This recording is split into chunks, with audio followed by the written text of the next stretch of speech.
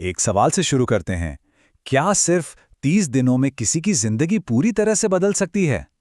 आज हम एक ऐसे ही प्लान को समझने वाले हैं जो खास तौर पर 13 से 25 साल के लोगों के लिए बनाया गया है। और ये सिर्फ मोटिवेशन नहीं, बल्कि एक पूरी की पूरी स्ट्रैटेजी है। जरा एक पल के लिए सोचिए, क्या हो अगर किसी की जिंदगी आज से ठीक 30 दिन बाद पूरी तरह से बदल जाए? यही सवाल इस पूरे आइडिया की नींव है। इसे एक मौके की तरह देखिए या एक चुनौती की तरह। इस बदलाव का जो मूल मंत्र है वो है खामोशी से मेहनत करना और फिर एक जबरदस्त वापसी करना।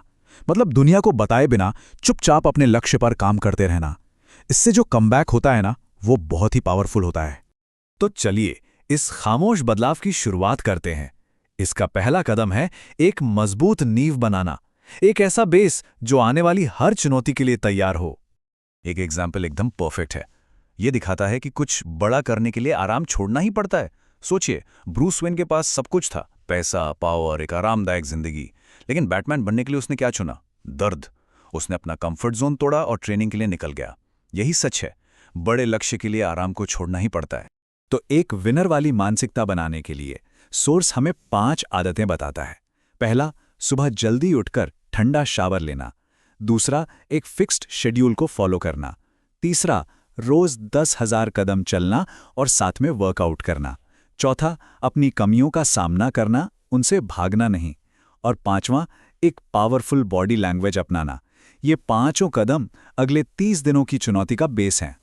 ओके, तो एक विनर वाली माइंडसेट तो बन गई। अब क्या? अब बारी है रास्ते के सारे पत्थर हटाने की। मतलब हर उस चीज को खत्म करने की जो फोकस में रुकावट बनती है। पार्किंसन का नियम, ये एक बहुत ही कमाल का कॉन्सेप्ट है। ये कहता है कि अगर किसी काम के लिए 10 घंटे मिले तो हमारा दिमाग उसे 10 घंटे तक खींचेगा, लेकिन अगर उसी काम के लिए सिर्फ 2 घंटे दिए जाएं तो वही काम ज्यादा फोकस के साथ 2 घंटे में ही खत्म हो जाएगा। मतलब कम समय में दिमाग ज्यादा फोकस्ड रहता है। तो सवाल यह है कि इस डेडलाइन इफेक्ट को अपनी रोज की जिंदगी में कैसे यूज करें? तरीका बहुत सिंपल है। 90 मिनट के लिए सब कुछ बंद, फोन, सोशल मीडिया, सब कुछ। एक काउंटडाउन टाइमर लगाइए और एक क्लियर टारगेट सेट कीजिए, और जब तक वो काम पूरा ना हो जाए कुछ और नहीं करना है। ये तरीका किसी को भी हाइपर फोकस मोड में डाल सकता है। हमारा दिमाग है ना, वो अक्सर आसान और तुरंत खुशी देने वाली चीजों की तरफ भागता है, जैसे घंटों तक रील स्क्रॉल करना। इन्हें कहते हैं हाई डोपामाइन एक्टिविटीज, जो हमारे फोकस को तोड़ देती हैं।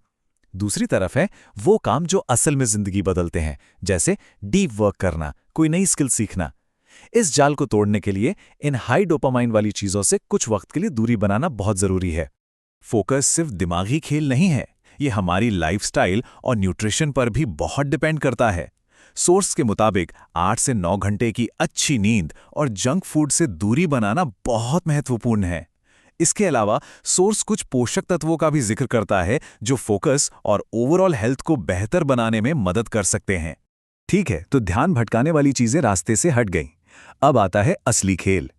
एक ऐसा मोमेंटम बनाना जिसे कोई रोक न सके। अब ये सफर अपने सबसे एक्टिव फेज में आ रहा है।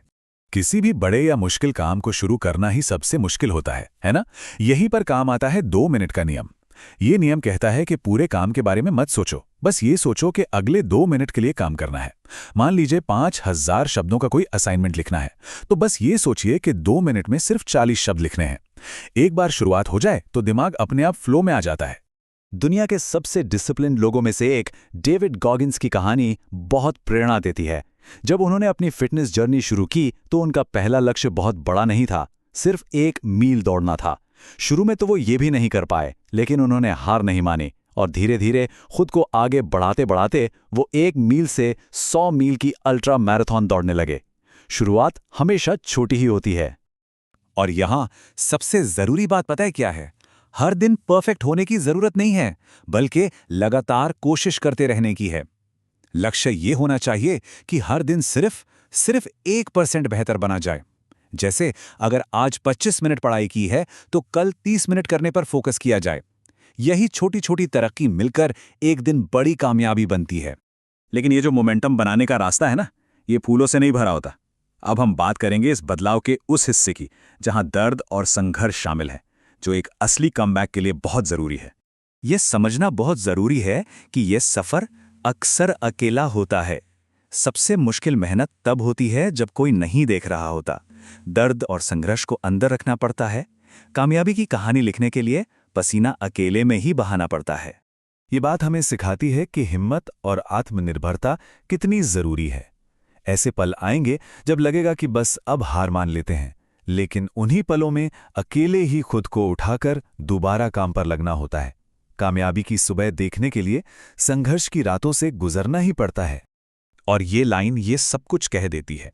ये एक जबरदस्त मैसेज है कि पैदाइशी टैलेंट से कहीं ज्यादा जरूरी है कभी हार ना मानने का जज्बा।